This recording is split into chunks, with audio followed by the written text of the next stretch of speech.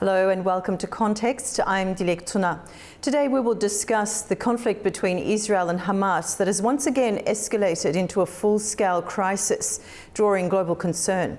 Israeli airstrikes continue across Gaza while Hamas signals willingness for a conditional ceasefire, deepening diplomatic tensions. Humanitarian groups warn of a looming famine, citing the Israeli blockade and widespread infrastructure collapse in the enclave. Meanwhile, ceasefire talks mediated by Qatar flicker on, but without clear breakthroughs. At the International Court of Justice, hearings over the legality of the blockade have begun, with Israel declining participation. Both sides present vastly different narratives. Israel asserts its right to self-defense against terror groups, while critics argue the humanitarian toll has become disproportionate. With more than 52,000 reported deaths in Gaza since March and regional stability at stake, the international community faces mounting pressure to push for resolution. Today we explore Israel's strategic position, security concerns and the broader geopolitical consequences of the conflict. For more on this, let's cross live to political analyst Tom Gross in Tel Aviv. Tom, welcome to the program. Hello. Now, what are Israel's primary security objectives at this stage of the operation? Well, Israel has the same objective it's really had from the start, which is to secure the release of all its hostages, some of which have now been there for a year and a half, and to remove Hamas as the governing party in Gaza, or to disarm Hamas. And those remain the objectives throughout. They haven't changed. Israel obviously has had a certain degree of military success. It's also recovered quite a number of its hostages, but Hamas remain active and they still have about 59 hostages that they seized on October 7th, 2023, so quite a long time ago now, and about half those hostages are believed to be alive. Okay, and how does Israel assess the ongoing threat posed by Hamas, particularly in light of recent events there? Well, Hamas is greatly weakened, but it's still a fighting force. I mean, they built up over a 20-year period, having seized control of Gaza in 2006 or 2005, so a 19-year period, they've built up a substantial arsenal. And even though a year and a half of conflict seems like a long time, it took, for example, the British and Americans longer to recover the Iraqi city of Mosul from ISIS. And ISIS had only spent 2 or 3 years entrenching themselves in Mosul. Hamas have spent 2 decades entrenching themselves in Gaza. So even though Israel did kill the head of Hamas in Gaza, Sinwar, a few months ago, and Israel has killed a lot of Hamas fighters, nevertheless, a great many remain and they still are pretty well armed. Okay. Could you outline Israel's perspective on the current restrictions around Gaza, especially concerning humanitarian concerns? Well, Israel argues that in the previous stages of the conflict, when a lot of aid was going in, this actually strengthened Hamas. Hamas seized the aid and then they used it as a method to assert even greater control over the Gazan population. Hamas would distribute food and other aid according to who it liked, and it would squash Palestinian opposition within Gaza by using the aid. So Israel argues that under the laws of war, it's entitled to control the amount of aid that goes in order to stop Hamas using it for military and other purposes in asserting greater control over the population there. Opponents would say no, Israel is under an obligation to make sure that all Palestinians are well fed and looked after and have proper health and humanitarian supplies. Israel says that in fact they supplied so much in the first year and a half of the war, there is plenty there already. And Israel also dismisses claims by some international agencies that there is something like a starvation approaching or hunger, pointing out that throughout this conflict, conflict, people in the international community who may be prejudiced against Israel have repeatedly said there's the brink of starvation, when in fact there hasn't been any starvation, and this is incorrect alarmism aimed at pressuring Israel and aimed at allowing Hamas to reassert control. So this is known information that Hamas was actually withholding aid and basic necessities for the Palestinians that were in need inside the enclave? Yeah, more than that, they shot dead. We know there are lots of films of it, and there has been reports here and there, including on Arabic language stations, of Palestinians who are not associated with Hamas trying to get aid, and Hamas withheld it for their own use or to distribute as they saw fit. And a number of Palestinians were shot dead by Hamas at various stages in the conflict for wanting food and stuff if those Palestinians politically were not supportive of Hamas. And how's Israel working to maintain crucial international alliances while pursuing its security goals? Well, actually, Israel has quite a lot of support among governments, more than one might think from sort of public protest or media protests. So let's start with the Arab world. In recent days, Jordan has outlawed the Muslim Brotherhood. Now, Hamas is the Palestinian branch, the Palestinian wing of the Muslim Brotherhood. Jordan has outlawed the Muslim Brotherhood. They were already outlawed in Egypt. Saudi Arabia has also moved closer to Israel's position. And interestingly, the new government in Syria, which itself has Islamist origins or is Islamist, a few days ago they arrested two very senior Palestinian officials based in Damascus. So in the Arab world, I think there's an increasing tiredness with Hamas clinging on to power. We also, by the way, see the Palestinian Authority President, Mahmoud Abbas, used some very strong language against Hamas a few days ago, calling them sons of dogs and other worse language, which I won't repeat here. So I'm not saying that the Arab governments support Israel, but they have a shared concern with Israel as to not want Hamas to come out victorious from this war. When it comes to Western countries, the United States, the Trump administration is probably more supportive of Israel than the Biden administration, the previous American government until January was.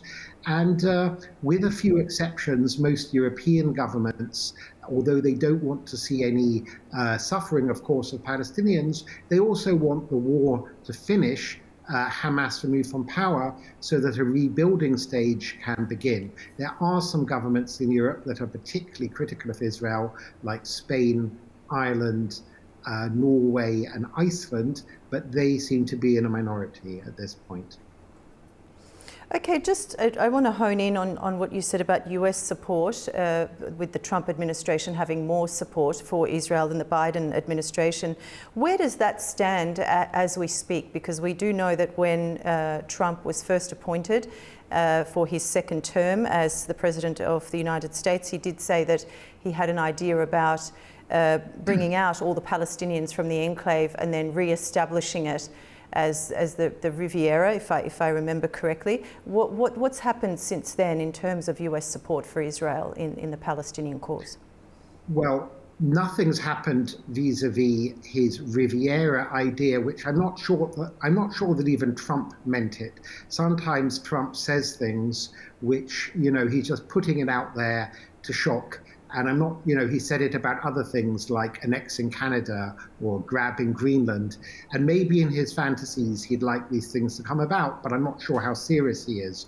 But in actual support for Israel, Biden was withholding certain military equipment, and the Trump administration's no longer withholding that. Also, America's taken quite firm action against the Houthis, the militia in Yemen, which is aligned with Hamas in Gaza, and both of them are supported by the Islamic government in Iran. The United States has been carrying out airstrikes quite firmly against the Houthis. And politically, I think the Trump administration is less critical on an international stage than some of the Biden administration was. towards Israel, less critical towards Israel. And what is Israel's response to concerns raised about proportionality in its military actions? Well, Israel says that this whole concept of proportionality is a kind of media buzzword. What would proportionality really mean in reality? It would mean going and kidnapping Palestinian children and raping women, which is what Hamas did in October 2023. The laws of war, as I understand them, are not based on some kind of tit-for-tat one-on-one.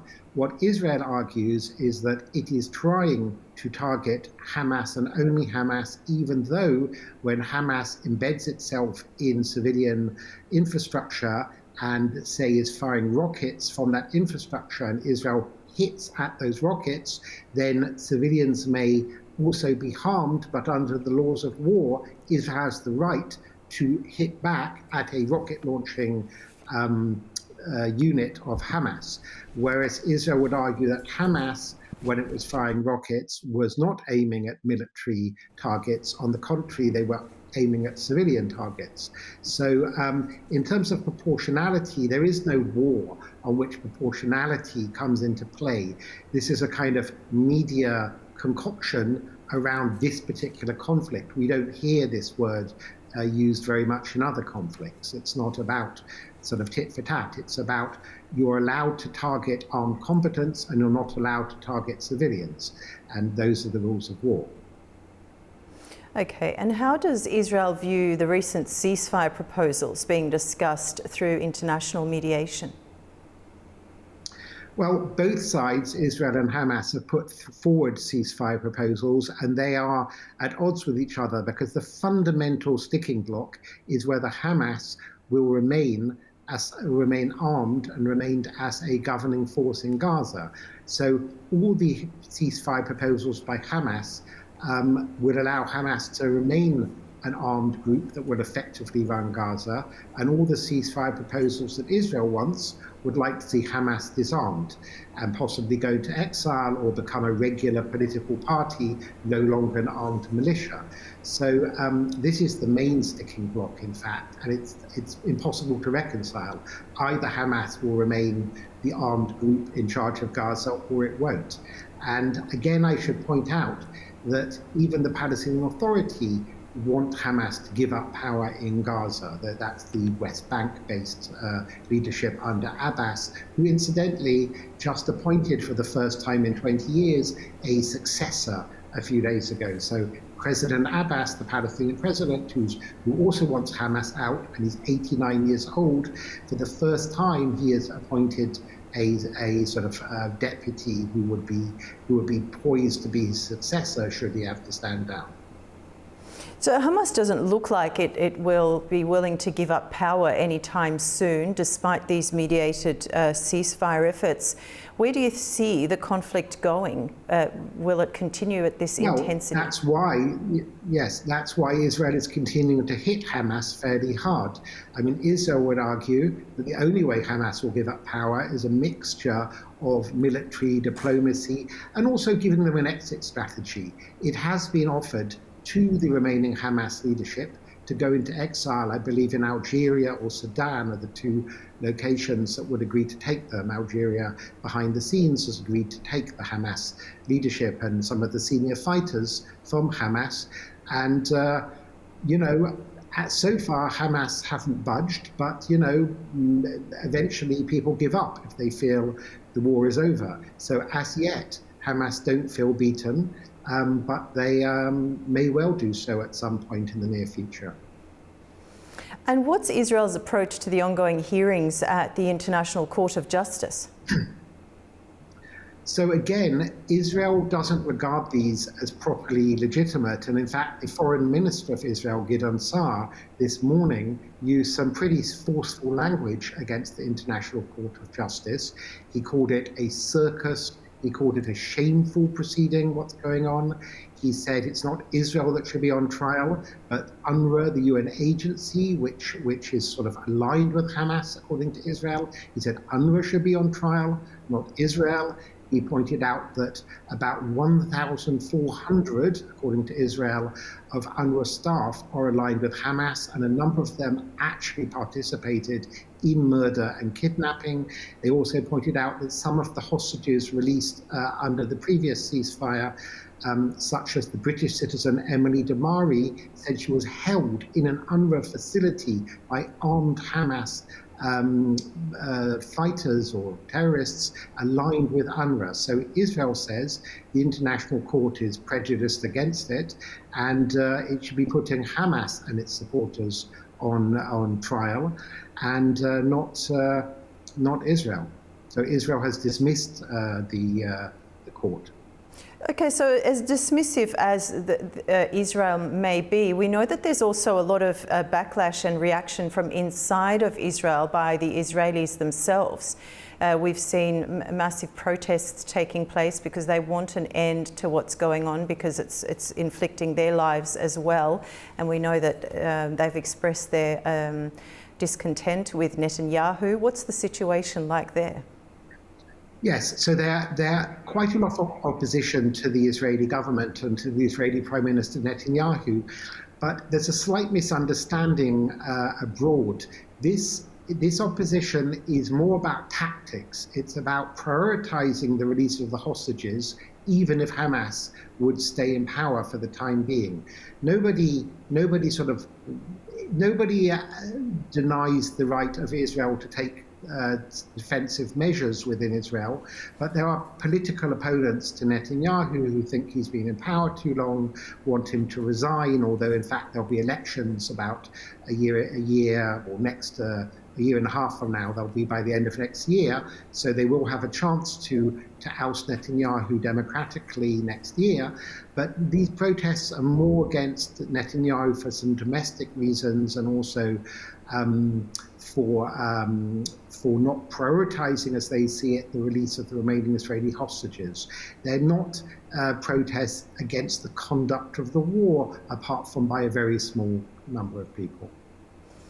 Okay, again, from Israel's standpoint, what key elements would be necessary for a lasting peace arrangement?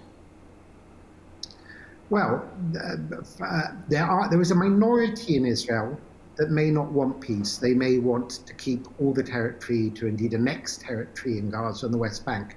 But this is a small minority. Most Israelis, as far as I can tell, and from polls, want peaceful relations with the Palestinians on the other side of the border. But they want a government there that also wants peace, a government that will put its efforts into building up Palestinian economy and Palestinian culture for the benefit of its people, not a party like Hamas, which is more interested in, what they call armed resistance, or its partners, Palestinian Islamic Jihad, whereas as their name implies, they're interested in jihad, i.e. an armed struggle.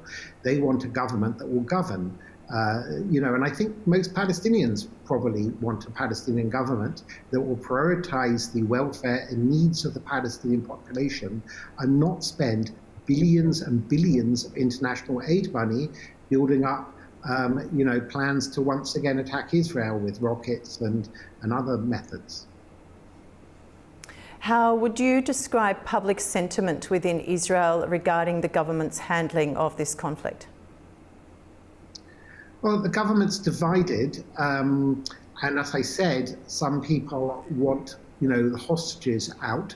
But in general, I think there's support. For example, one thing Israel's done is it successfully greatly diminished the power of Hezbollah in Lebanon, because remember, there were rockets coming over from Lebanon all over northern and central Israel day after day, and those rockets have stopped after Israel defied the Biden administration and took very forceful action against Hezbollah. And I might point out, one thing that people are often surprised by is a lot of Lebanese and indeed Syrians and even Iraqis are supportive of Israel having taken strong action against these Iranian proxy militias, Hezbollah and other Iranian militias in Syria and Iraq, because they too don't want to be under the control of these Iranian militias. So if you speak to people maybe more quietly, there's actually quite a lot of support within Iraq, Syria and Lebanon for Israeli actions. And even in Egypt, there's also support for battering Hamas. That doesn't mean anybody's happy when any civilians are displaced or died, but that there is support for Israel pushing back against these Iranian proxy militias, notably Islamic Jihad, Hamas and Hezbollah. Okay, Tom, my last question to you. How important are regional actors like Qatar and Egypt in shaping the future course of dialogue? Well, Qatar and Egypt are sort of intermediaries with the ceasefire negotiations. I'm not sure how much trust there is in Qatar, because Qatar, they maintain relations with all kinds of actors, even with the Taliban and ISIS and also with Hamas. They house Hamas. So they may be used as intermediaries for ceasefire negotiations, but I'm not sure that Israel trusts the government of Qatar for future, too much influence over Gaza. I think Israel would prefer Egypt, Saudi Arabia, United Arab Emirates, maybe Turkey, to be involved in future rebuilding and governance and overseeing Gaza, but less so Qatar, which is one of the sort of governments that created this problem with Hamas in the first place. Tom, thank you so much for joining us on the program. We appreciate your contribution. Thanks for joining us on another episode of Context. Until next time, I'm Dilek Tuna.